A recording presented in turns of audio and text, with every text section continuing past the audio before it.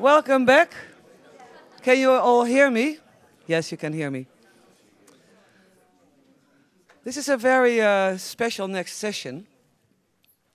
We are doing the reenactment of a debate that happened in 1989 in Paradiso in Amsterdam.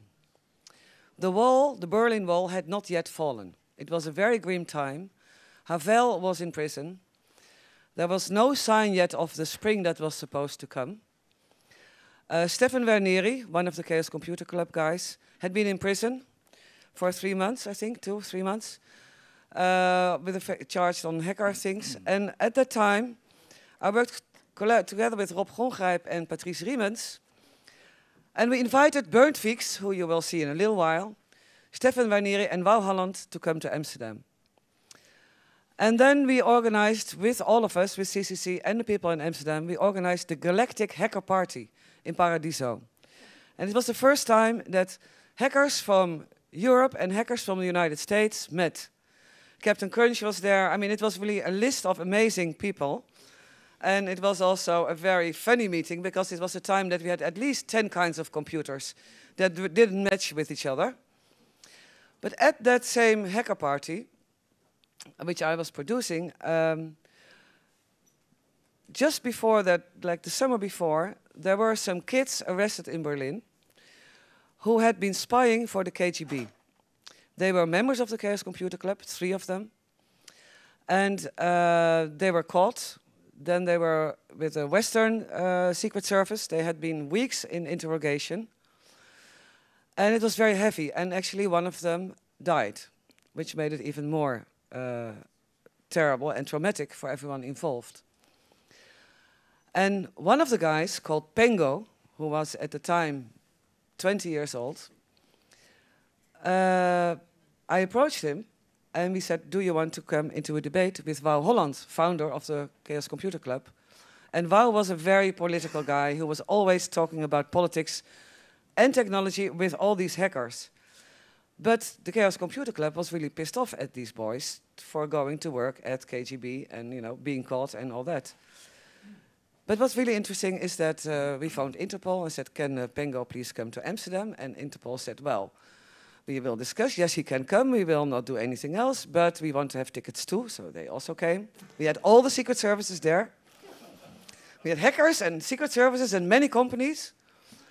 And then there happened this debate on stage where Wau Holland and Pengo discussed what happened. And there's a transcript made of that debate. And that transcript will now be reenacted by the actors here. What makes it even more special that in the hall here is Pengo. He's not going to be on stage, but he's very willing to engage with conversations with you. The interesting thing is that his son is now 20. So maybe the real Pengo, do you just want to say hello? Here he is. I'm so happy that you're here again. Okay, so the play is directed by Angela Richter. Actors are Matte Sunderman, Juri Englert, Joseph Farrell, and there was the dressing design by Wiebke Schüttler and assistance of Nina Müller. Thank you.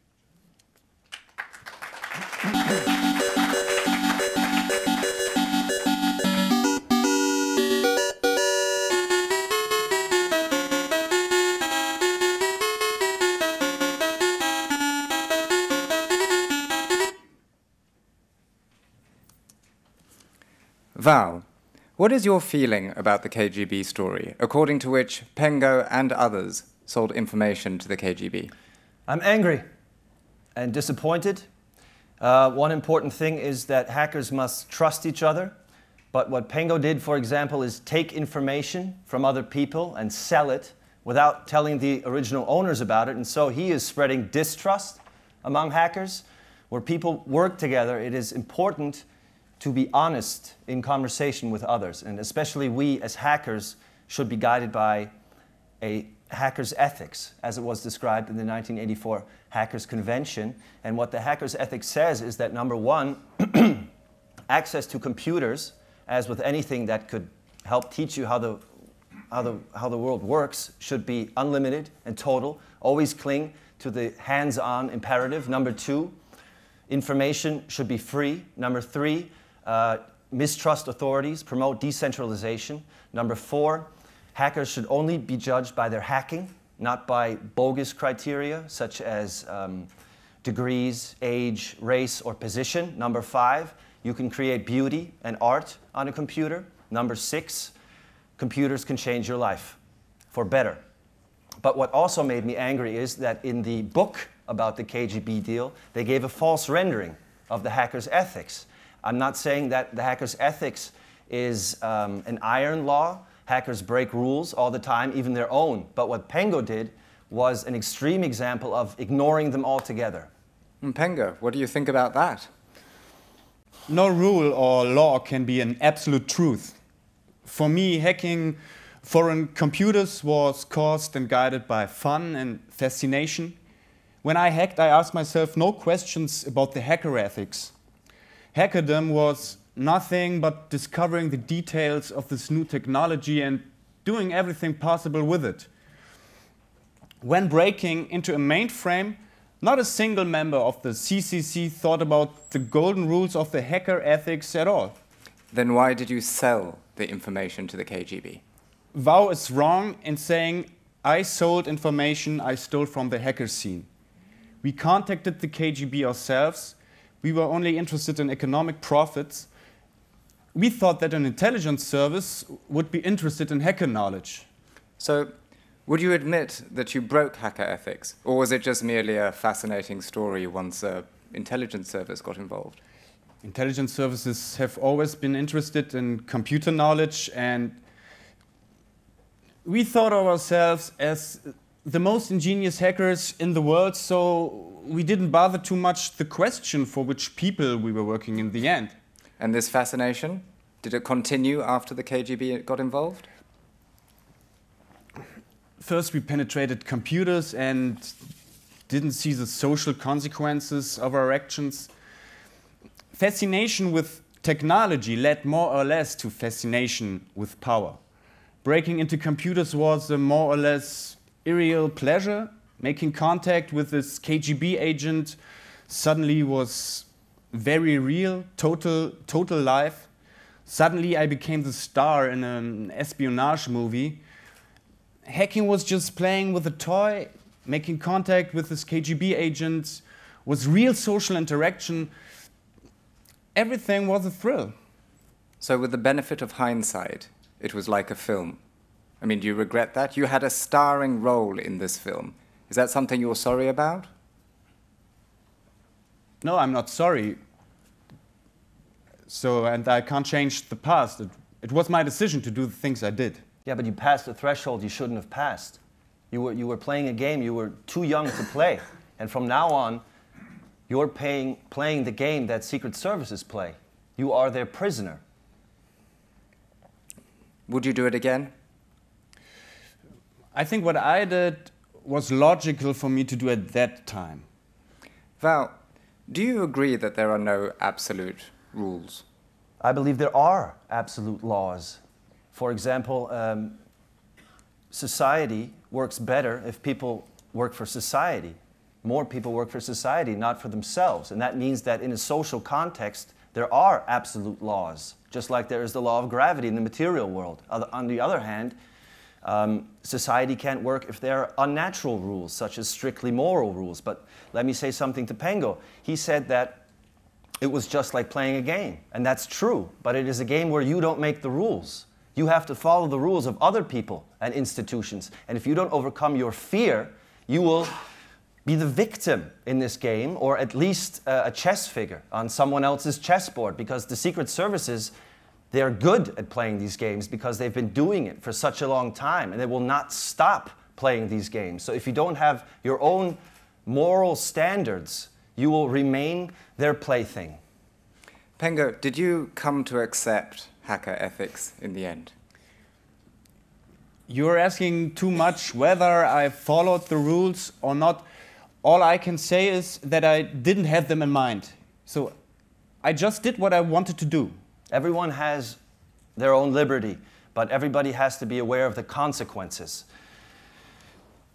As for going for a deal with secret services, you should have thought twice about it. You destroyed personal trust. The people in the hacker community, they gave information and knowledge to you, whereas the people in the Secret Service community never give any information to outside people. Let's discuss this first rule of hacker ethics, that all information should be free. Well, that's an old question. Who profits? Everybody, whenever I deal with information, I have responsibilities. I can kill people with false information. And we at the Chaos Computer Club, we have discussed these responsibilities. And you could, for example, perhaps hack into the control computer of an atomic power plant and provoke a catastrophe. Yeah, but isn't that somewhat fascinating? Fascination alone is dangerous because you might not see the existing limitations. I do not believe in social control, but I believe that every individual must be responsible for what they are doing. And I think the Chaos Computer Club is not just a bunch of techno freaks. We have been thinking about social consequences of technology from the very beginning. And I think our strength derives in part from our social responsibility, from our moral standards. And we accept fascination, but being fascinated is being chained. Whoever is fascinated is enslaved, and there lies the limit. Everybody must face the question, what am I doing? On that note, Pengo, what are you doing now? I try to make a living out of my abilities and to do more positive things than to work for the KGB. At the moment, I'm working on an international network. And do ethical questions arise in your present work? Ethics remain a problematic question. Technology should not be separated from the people in it. When I started with computers, I was 16 years old and had no idea about that. For all I knew, the CCC was a group of techno freaks, and so it is no wonder that we young people tried to go ahead with purely technical things. Wau, these moral standards that you talk about, do you not think that they're perhaps a benchmark too high for just ordinary hackers?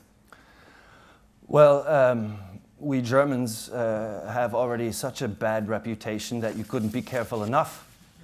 I think that if you really start doing bad things, my suggestion is we all live in one world, and we as hackers must face social responsibility too. So can you articulate these rules of ethical behavior and maybe discuss what their consequences would be? This question is difficult to answer. Involvement with secret services always has bad consequences and must be avoided. I think the Chaos Computer Club is a public service, not a secret service, and this is what the affair tells us. Giving information to the public is good, giving information to secret services is bad. Ideas belong to the world, but intellectual property belongs to an individual, and one has to respect this, always. Thanks to information technology today, secret services are redundant. I think secret services have enormous difficulties to handle information. Normally, they even keep information secret to themselves. So, what is the difference between a secret service and a multinational corporation? I mean, you've just said that selling information to the secret services is bad, but what about selling information to multinationals? Is that acceptable in your view? No.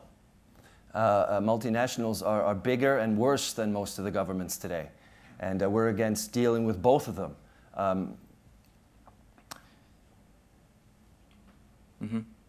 Yes, let me put it this way. We do not want to enhance their information advantage. Information should remain cheap. It is not good if your level of information is based on the size of your bank account. Business with information is only good if it is in the public interest. So let's take an example. Hackers break into the computer systems of Shell in South Africa, and they could destroy it. What should they do? I'm against destruction of any kind. I think problems should be solved with moderate means. I can't imagine that if someone has the possibility to do it, that he would use this ability. It's difficult to make a distinction between a company and a government. Yeah, but you should sell information to either of them. So are you saying that you should maybe take that information and give it to the ANC in this case? That's a very personal matter. If you believe that the South African government is evil, then yes, you should give that information to the ANC, but it's a personal belief. I believe that you cannot control computer technology, and that is what fascinates me. And you also believe that the problems with intelligence services are now behind us? Yes, I think that in 10 to 20 years, secret information will no longer exist. But I do not believe that you can do whatever you want with information, as, for example, to sell it. So in conclusion, you're saying we can't control technology, we have to control ourselves instead. People try to put us down just because we hang around. Things they do seem awful cold. I hope I die before I get old. Why don't you all fade away? Don't try to dig what we all say. I'm not trying to cause a big sensation. Just talking about my generation. Just talking about my generation.